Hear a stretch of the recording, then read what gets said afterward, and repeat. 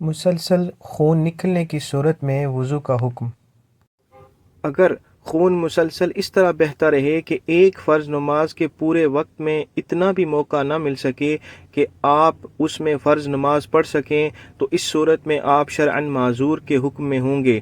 اور معذور شرعی کا حکم یہ ہے کہ ایک نماز کے وقت میں ایک وضو کر کے اس وضو سے نماز کا وقت ختم ہونے تک چاہے جتنے فرائض اور نوافل وغیرہ ادا کر سکتے ہیں، وقت کے ختم ہوتے ہی وضو بھی ٹوٹ جائے گا۔ اب اگلی نماز کے لیے دوبارہ وضو کرنا پڑے گا۔